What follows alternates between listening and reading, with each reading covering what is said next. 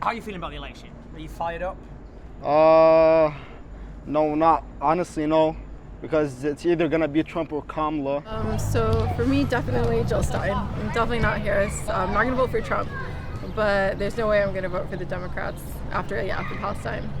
Yeah, I agree. Probably going to vote for Harris. A lot of people around here, they're very angry about the role of the Democratic presidency in arming Israel. Given what's happening, what do you say to that? No, it's definitely a valid concern, and I think it definitely, the anger is definitely justified, especially because, we expect more out of the Democrats. They're supposed to have morality. They're supposed to be against these kinds of pointless wars. Hello from Michigan. We are on the verge of the US presidential election, and this state will help determine who the hell wins. Now, last time, Joe Biden only just scraped it, about 150,000 votes. Both Kamala Harris and Donald Trump are throwing everything at Michigan, given its 15 electoral college votes may prove pivotal. But this is why this place is so interesting. I'm in Dearborn. Now, Dearborn, next to Detroit, has the highest concentration of Muslim American voters in the United States, and it's the first Arab majority city in the United States.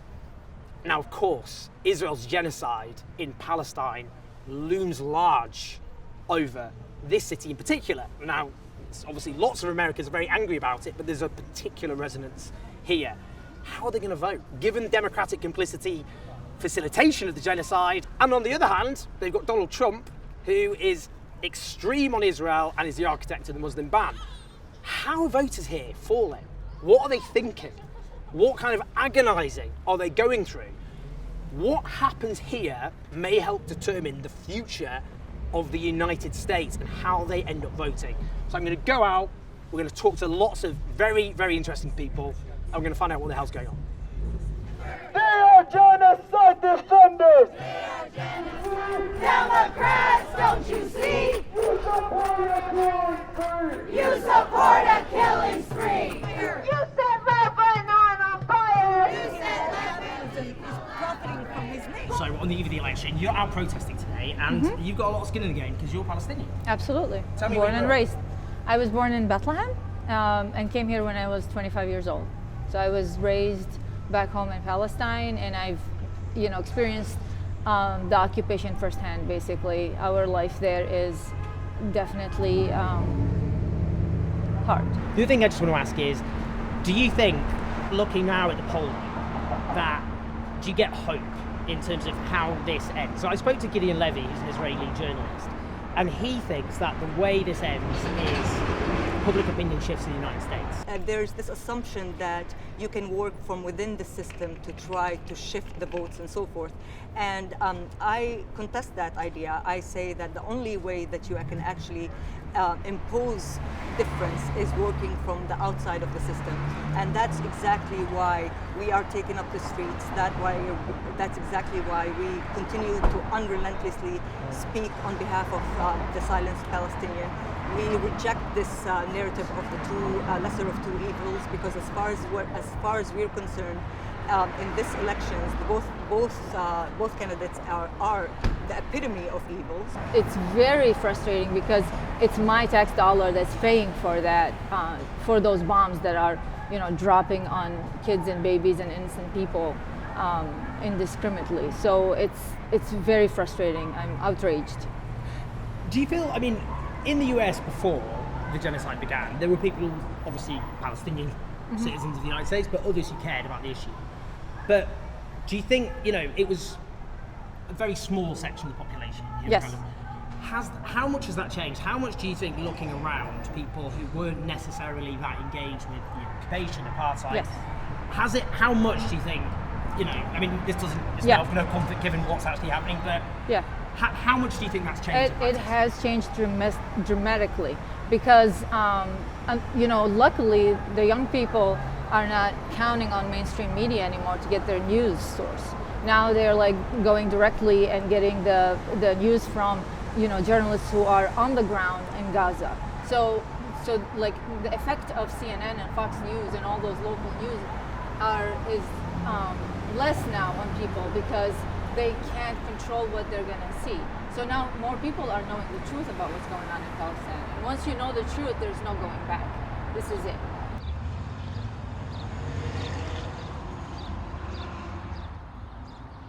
Whereabouts in Palestine did your family originally? My mother and father, and of course their parents, are from the West Bank. They're from Ramallah. They lived there most of their lives. But my father came here in 1973, and my mother, she was born and raised in Canada, but she bounced around between Miami, the West Bank, and of course Canada. But she's been here with my father since 1992. They've been married for about 30-something years now.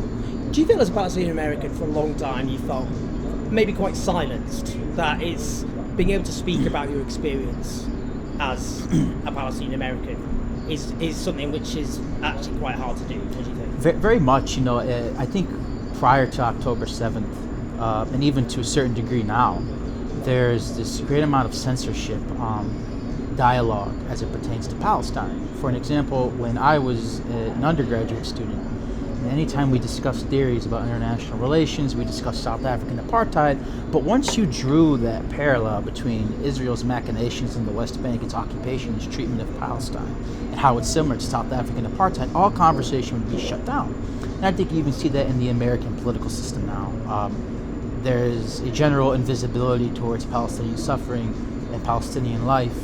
And the struggle, even though it has widespread popularity and support amongst ordinary Americans here, amongst some folks on the progressive left, and even in the general international community, as it pertains to the halls of Congress, the Palestinian cause just unfortunately doesn't register with people. And I think that's why you see this ability to silence people. Censorship, where speaking about Palestine or speaking about Palestinians in a human light is like this nasty thing that cannot be discussed.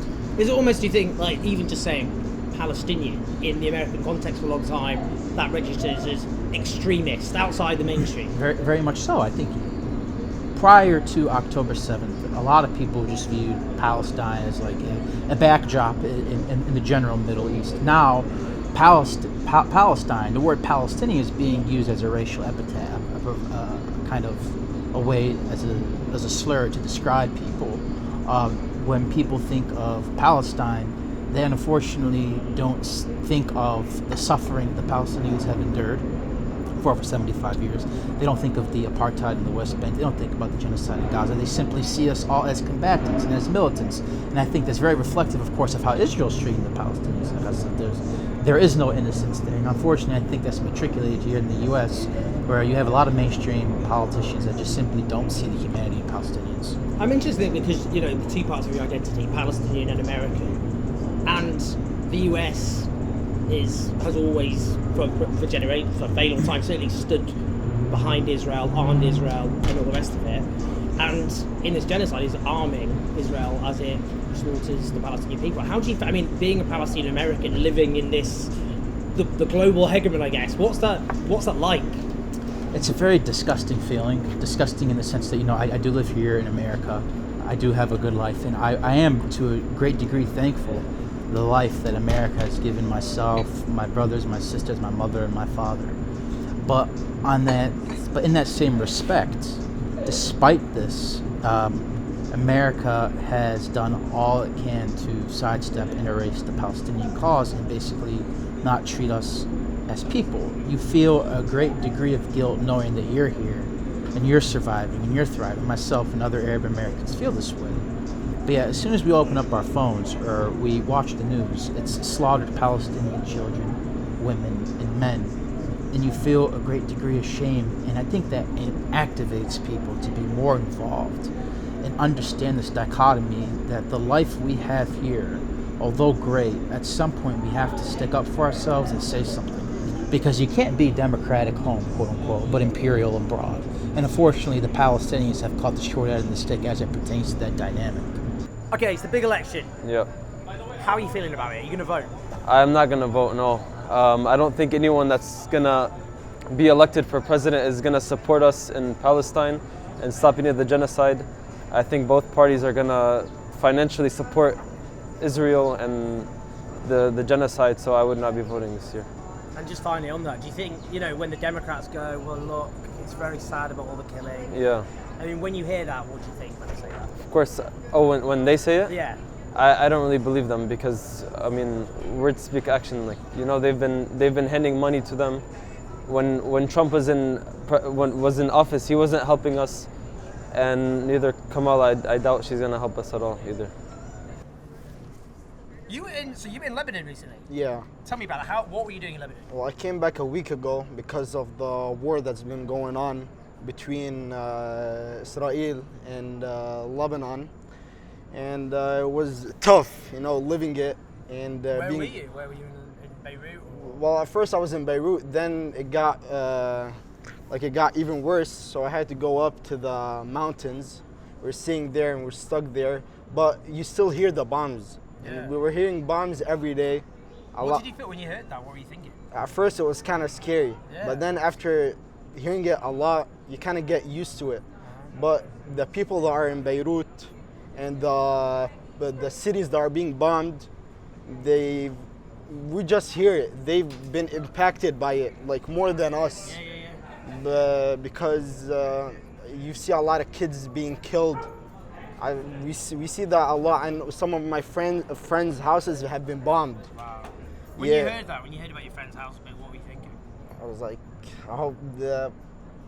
I know nothing happened to them because they weren't the ones that posted it, but I was like very concerned about them. How do you feel as well? Like, you're an American citizen and you're in Lebanon, and these are American bombs. How did you feel? How did that feel? Thinking about that. I felt disappointed by the American government. I felt, there's a lot of feelings that go. Yeah. It's tough. It is tough, but you have to fight through it. The Lebanese people are resilient people. They're very strong. Do you have any Lebanese heritage yourself, or was it just? Yeah, I'm Lebanese. Yeah, Lebanese American. Yeah. Yeah, so they are resilient. Yeah. They've been through a lot in their lives since 5 years ago. There's a lot of things have been going on, but this year have been the worst year for them because of everything that's been going on. You see, kids are dying. 1.1 million people have been kicked out of their home, are homeless on the streets. We've seen it in Beirut when I walked through the streets. So you see a lot of stuff that it affects you mentally. But we gotta stay strong. We gotta fight. The Lebanese people are resilient people. They're strong. We'll get through it, and by God's will, we will come out victorious. On the other side, or at least my viewpoint is, they're the more likely to, I guess, move their opinion. With the Republicans, especially with Trump, once he's decided what he wants to do, he's just going to do that no matter what. So I'm not happy to have to vote for Harris, but I think she's the best chance for any sort of peace. And just lastly, did you agonize? Was it hard? Is it emotionally quite difficult to come to that conclusion? Harder than it's been in other elections? Yeah, I mean, usually it's pretty easy to vote for the Democrats. I mean, it's not, the easiest thing in the world, but it's not. This time was a little bit harder, but, as much as it was a bit upsetting to see that she didn't change her position, I, ended up coming to that conclusion. And it's a lesser of two evils, basically. Yeah, basically.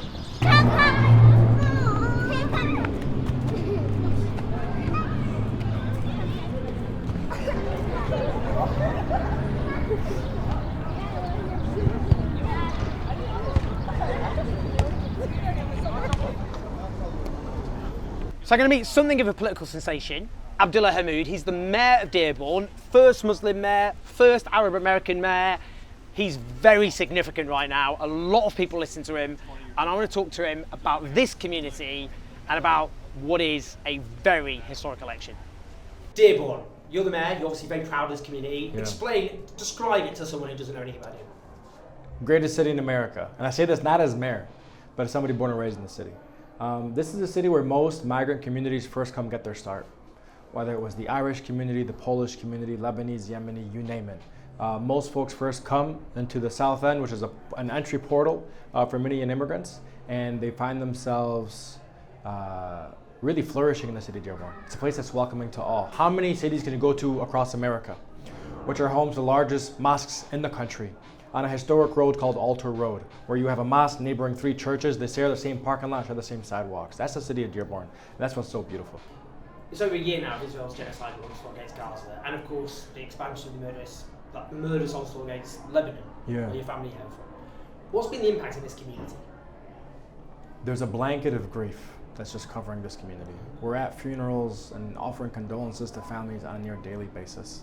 I attended a service not for 1 or 2, but for 12 just a week ago, where the mayor of a village in the South Lebanon and his civilian employees who were setting up a bomb shelter were actually decimated and targeted and assassinated. And so we went to a service for 12. The following day, that Sunday, there was a service for over 20 innocent men, women, and children who were slaughtered. That is what's happening. At this point, you can speak to anybody across the city, and they know somebody who's been killed, injured, or displaced by what's happening, be it in Gaza, in Yemen, or in Lebanon. And so, the first Lebanese American citizen that was killed was a Dearborn resident. And people feel dehumanized when the initial reaction from the White House was to deny that that person was a citizen. And there's 2 things wrong with there. One, no, it was in fact a citizen, and they clarified via writing later. But secondly, they wanted to create this hierarchy, as if you kill an innocent non-citizen, it's somehow less important. And that's what's also was disturbing from that message. But some would say, look, might not be happy with Kamala Harris and the Democrats. But look at the alternative. Donald Trump, Netanyahu clearly wants him to win. The polling shows in Israel that's what most Israeli citizens want. And he uses Palestine as an insult. She's the lesser evil. That's what people say. I think for 20 years what this community has done is set the issues of global and foreign policy as secondary. Because I can't tell you that there's been a president who's assumed the office who I've aligned with on the issue of Gaza, Palestine, Iraq, you name it. It wasn't Bush, it wasn't Obama, it wasn't Biden, it wasn't Trump. And it won't be this next president. But what you're hearing now from the residents is saying is we can no longer make it secondary. They all have to be, the values that we apply have to be universally applied. If we want to end mass shootings in America, we also can't equip war criminals with 2,000-pound bombs to decimate every university across Gaza. If you want to expand access to universal health care, how do you then forgive a government for decimating every medical facility across Lebanon and Gaza using white phosphorus, whatever it might be? And so people are saying that thought no longer applies to this current context. Yes, I understand the threat that Trump is, but I think the question you're asking should be positioned back to Vice President Harris or any candidate running for the White House. Why is the alignment with Benjamin Netanyahu, why is the alignment to this genocide far more important than the potential unraveling of American democracy? Now look, it is so important to emphasize, it is far from just Muslim Americans and Arab Americans who are angry, furious about the US role in facilitating Israel's genocide from day one. But of course, there's a particular emotion here and a sense of, I think, betrayal. And that has come up a lot, I think. That this is a party many of them have felt very loyal to, and they feel that they are being guilt-tricked into voting for a party which is complicit in genocide. And that is a hideous, hideous choice forced upon this community. Now, in terms of what happens in the presidential election, we don't know. We don't know, obviously, which way Michigan's going to go. But this anger and disillusionment is not going to dissipate. And I think we've got to bear in mind, in the age in which we live, the story is often of people who are disenfranchised and not listened to, and that has big, dramatic political consequences, which I think are going to be felt for many, many years. And the Democratic Party, I think, are going to end up ruining the day they decided to facilitate what is one of the great crimes of their age, because people here, as across the world, are just not going to forget what happened, regardless of who wins. Now, we're on our way next to North Carolina, and then we're going to Pennsylvania, and we're going to keep making these videos both before the election and after the election. If you want to support this project, then you can go to patreon.com/OwenJones84 or do a one-off support. Go to the video description. A brilliant videographer here, he's doing amazing work, who we are paying, thanks to you. Press like, press subscribe, leave your comments, and I will see you in North Carolina.